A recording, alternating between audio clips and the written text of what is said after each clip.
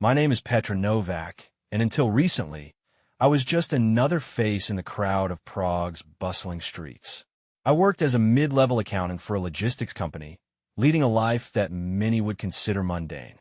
But in the blink of an eye, my world was turned upside down, and I found myself entangled in a web of deceit, facing charges that would strip me of my freedom. It all began with a routine audit at the company. Whispers of financial discrepancies had been circulating, but I paid them little mind, focusing instead on my daily tasks. One evening, as I was preparing to leave the office, two men in dark suits approached my desk. "Mr. Novak?" one of them inquired. "Yes, that's me," I replied, a knot forming in my stomach. "We're from a National Economic Crime Unit. We'd like to ask you a few questions." What started as a simple inquiry quickly escalated into a full-blown interrogation. They presented evidence suggesting that I had been embezzling funds from the company over the past 2 years, a staggering amount totaling 10 million Czech korunas. I was dumbfounded. "There's been a mistake," I protested. "I've done nothing wrong." But the evidence was damning. Bank statements, forged signatures, and electronic trails all pointed to me. Despite my pleas of innocence, I was arrested and charged with embezzlement and fraud. The trial was swift. The prosecution painted me as a cunning criminal who had betrayed his employer's trust. My defense attorney, overburdened and underprepared, struggled to counter the onslaught. Colleagues I had known for years testified against me, their eyes avoiding mine. In the end, the verdict was guilty. The judge sentenced me to 8 years in Myrov prison, a maximum security facility known for housing some of the country's most notorious criminals. As the gavel struck, the weight of my new reality settled upon me. Upon arrival at Myrov, I was stripped of my belongings and issued standard prison attire. The cold walls and barred windows served as a constant reminder of my fate. Days turned into weeks, and the monotony of prison life began to erode my spirit. But amidst the despair, a flicker of determination ignited within me. I was innocent, and I couldn't let this miscarriage of justice define the rest of my life. Escape seemed impossible. Myrov was reputed for its stringent security measures.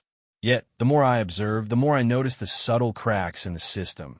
Guards who were lax in their duties, security cameras with blind spots, and routines that, if studied closely, could be predicted. I began to formulate a plan, one that would require patience, cunning, and an unwavering resolve. The path ahead was fraught with danger, but I knew that reclaiming my freedom was worth any risk. And so, with a steely determination, I embarked on the perilous journey of orchestrating my escape from Myrov prison. Freedom isn't stolen in a single night. It's carved out over time, one unnoticed detail at a time, until the cage holding you starts to look less like a fortress and more like a puzzle waiting to be solved. That's what Myrov prison had become to me. A puzzle. The first rule of escape? Learn the routines better than the guards do. I spent months observing who checked which hallways, who took smoke breaks too long, who had grown too comfortable inside these walls. I memorized every blind spot in the cameras, every door left open for just a second too long. And slowly, a plan started to form. I would go through the workshop, where I worked every afternoon repairing furniture. Slip out through the back storage room, where old, broken supplies were dumped. From there, a hidden service tunnel, forgotten even by the guards, would take me beyond the prison's first wall. At least, that was the idea. But then, something happened that I hadn't planned for. It started with Dvorak, a fellow inmate, sharp-eyed, thin as a rail, and always watching. I had never spoken to him much, too dangerous to trust anyone here. But somehow, he had been watching me too. One afternoon, while I was stacking wooden panels in the workshop, he slid up beside me, too close for comfort. "You think I haven't noticed?" he muttered under his breath. I kept my hands moving, pretending I hadn't heard him. "Noticed what?" His smile was thin, barely there. "The way you watch the guards. The way you time things." He picked up a hammer from the workbench, turning it slowly in his hand. "You're planning something, aren't you?" I didn't answer. But silence was an answer in itself. Dvorak chuckled softly. "Don't worry, Novak. I'm not looking to ruin your fun. He lowered his voice further. In fact, I might just be able to help. This was a problem. I had planned for guards, alarms, locked doors. I hadn't planned for someone like Dvorak sniffing around my escape, because men like him, they never help for free. And sure enough, by the next morning, the cost of his help became clear. "You're stealing from me now," he said flatly, sitting across from me in the cafeteria that day. "A little at a time. Small tools. Wire, screws, pliers, things that don't get missed right away." I stared at him, keeping my face blank. "And if I say no?" Dvorak shrugged. "Then I mentioned to the guards that you spend a little too much time in the workshop storage room. Maybe they start asking questions. Maybe they take a closer look at that old service tunnel you think no one remembers." I clenched my jaw. He had me. For weeks, I became a thief. A slow, careful thief. A small screwdriver in my sleeve one day.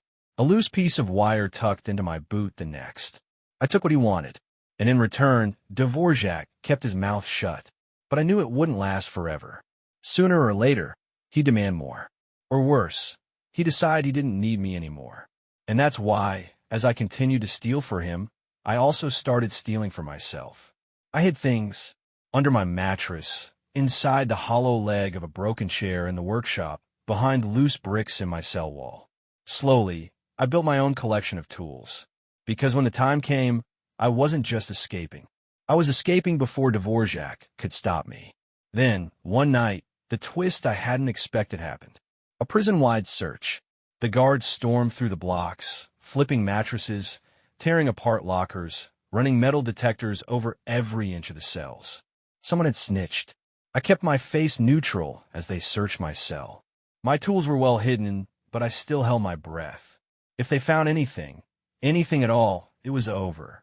The guard rifled through my mattress, pulled apart the cot frame, kicked at the bricks. Nothing. I exhaled, slow and steady.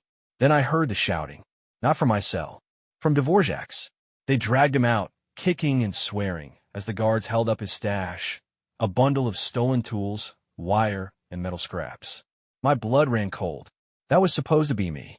Someone had tipped them off, and whoever it was, they got the wrong man. I watched as Dvorak was hauled away, his eyes burning with rage as he caught my gaze. I knew what he was thinking. He thought I'd set him up, and that meant when he got out of solitary, I'd be a dead man. I had to move faster. The plan was almost ready, but now my timeline had changed. The moment Dvorak got out, he'd come looking for revenge. And if he went to the guards first, if he really told them what I was up to, then I'd be in that same solitary cell. Or worse, transferred to a different prison before I could escape. I had days, maybe hours. I wasn't waiting anymore. Tomorrow night, I was getting out of Myrov. No matter what. There was no more time.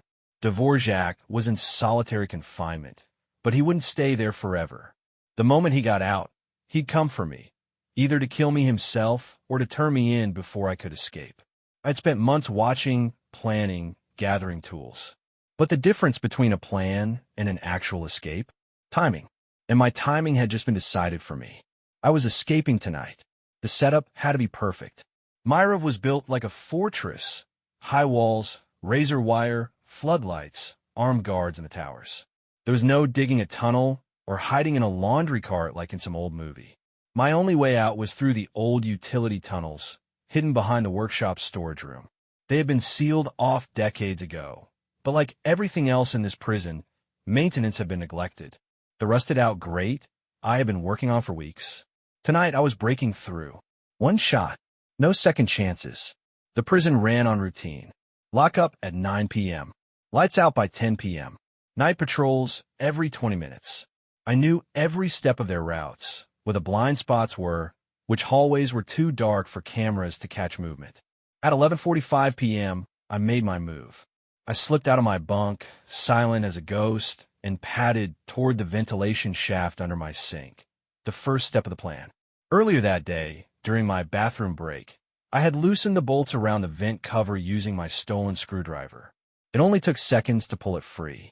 A tight squeeze, but my lean frame helped. I shimmied through, heart pounding, dragging my stolen pliers and wrench along with me. The tunnel was dark, filthy, stinking of rust and mold, but it led exactly where I needed to go. After 5 minutes of crawling, I reached the grate that opened into the workshop's storage room. Now, the real work began. I dropped down quietly, landing in the shadows between old stacks of wooden pallets and broken chairs. The storage room was empty.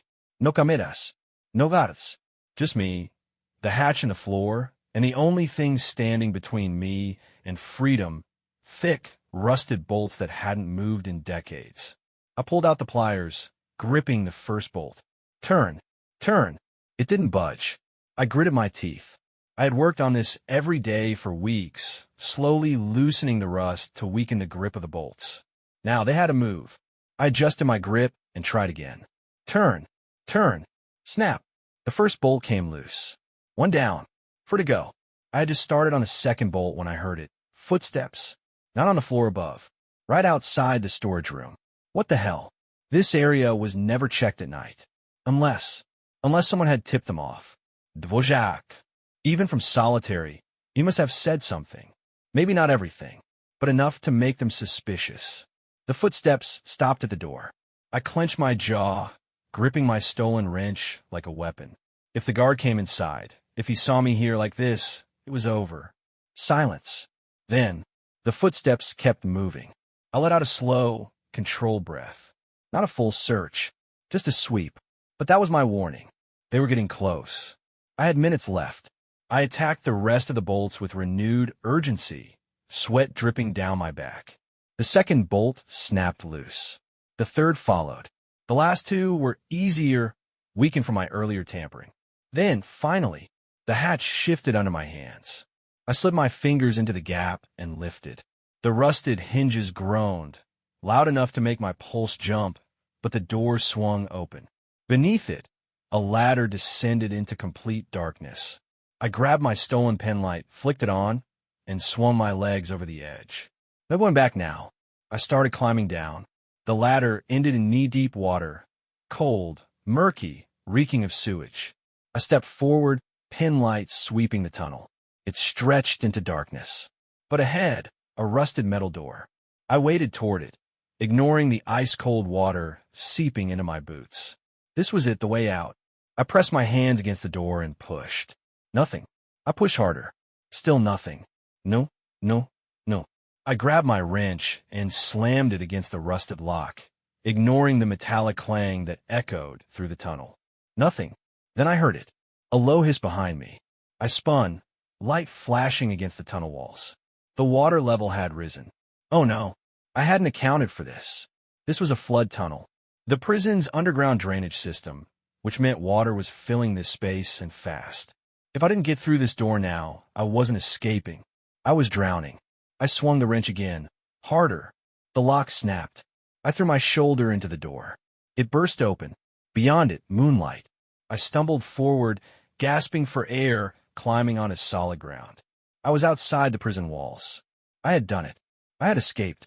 But as I staggered toward the tree line, my soaked boots squelching against the grass, I made one last mistake. I turned to look back. And in the distance, past the prison floodlights, I saw a figure watching me. Not a guard, not a prisoner. Someone else. Someone who had been waiting for me to make it this far. And just like that, I realized my escape was only the beginning. I should have kept running. I should have turned my back on Myra prison and never looked back. But when you escape from a maximum security facility, the first thing you do is assume you're alone. And the second thing?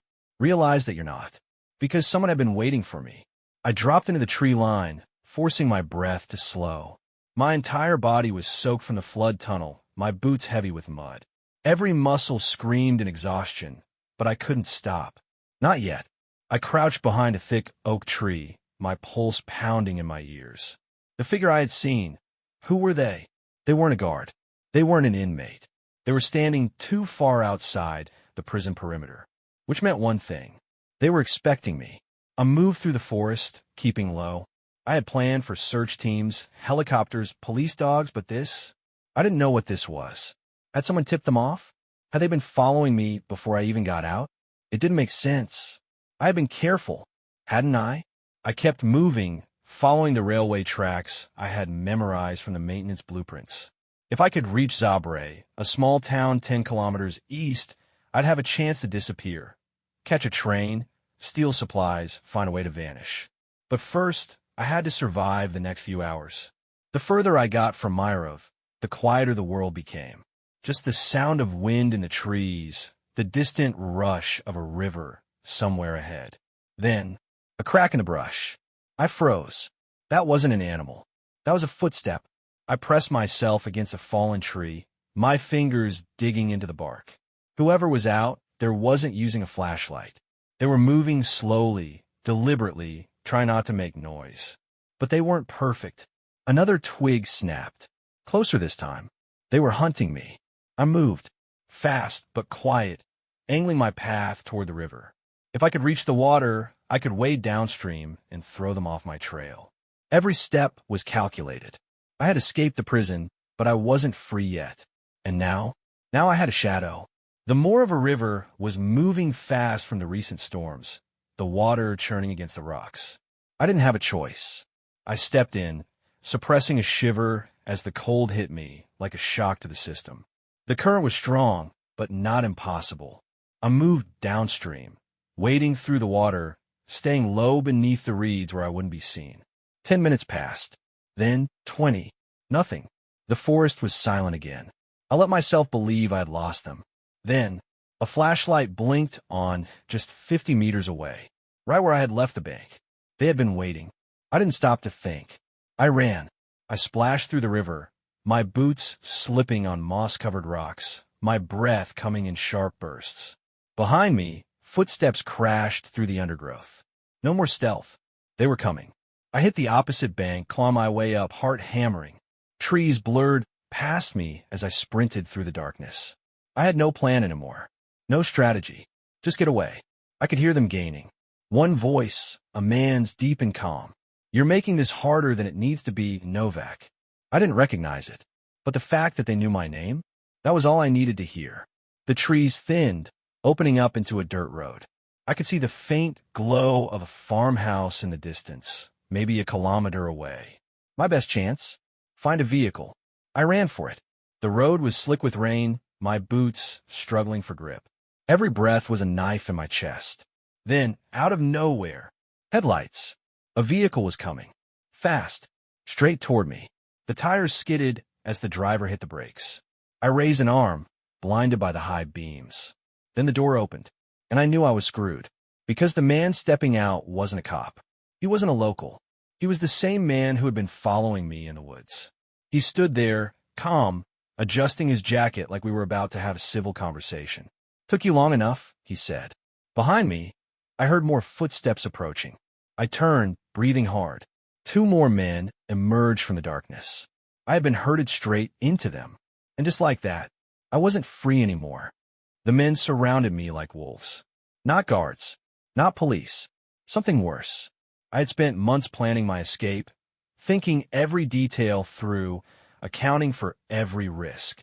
But now, I had no plan for this, because I had assumed that once I was out, I'd have time to disappear. But these men, they had been waiting. They had known exactly where I was going. "Get in the car, Novak." The man who had stepped out of the vehicle was older, maybe in his 40s, dressed too clean for a random mercenary, but too casual for law enforcement. His check was perfect, but there was something in his voice, something that didn't belong here. I didn't move.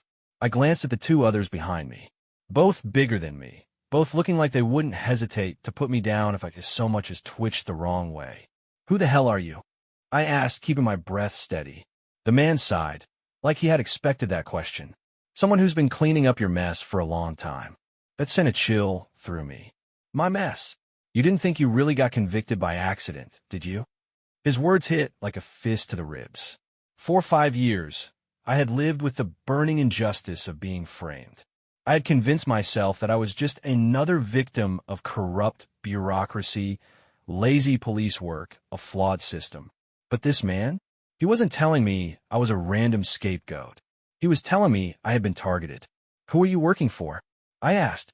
The man smiled, shaking his head. "That's not the question you should be asking." "Then what is?" He stepped closer. "The question is, why did someone go through so much trouble to make sure you ended up inside?" I had no answer to that, because the truth was, I had never really questioned it. I had spent 5 years trying to get out of prison. I had never stopped to think why I was put there in the first place. The man glanced at the other two. We can do this one of two ways, Novak. You get in the car, and we have a conversation like civilized men.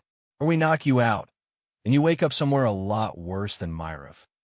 The smart move would have been to go with them, to gather information, to play along. But the problem? I don't trust men who wait for fugitives in the woods. I move fast. 1 second standing still. The next, driving my elbow into the throat of the closest guy behind me. He stumbled back, choking, but I didn't have time to see if he went down. I was already spinning, kicking out at the second one. The older man had a gun. I saw it just as I reached for the door of the car. He raised it, but I was already moving. I yanked the door open, using it as a shield just as he fired. The gunshot split the night. I didn't stop to see if he was still aiming. I threw myself into the driver's seat. The moment I got behind the wheel, I knew I had seconds. The two men I had hit were already getting back up, and the leader, he wasn't panicked. That worried me, because men with real power don't panic. I slammed the gas pedal, tires kicking up mud. The car lurched forward, swerving onto the road. I caught a glimpse of the leader through the rearview mirror.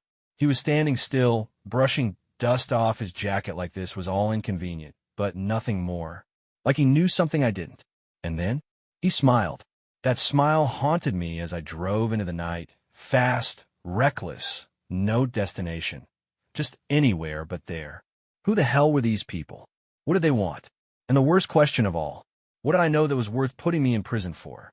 I drove until the fuel gauge blinked empty, until I was miles from any roadblocks or police alerts. Then, finally, I pulled the car onto a deserted forest road and sat there, hands gripping the wheel, mind racing. I had escaped Myrov. I was free. But now I had bigger problems. Because the people who framed me, they weren't done with me yet.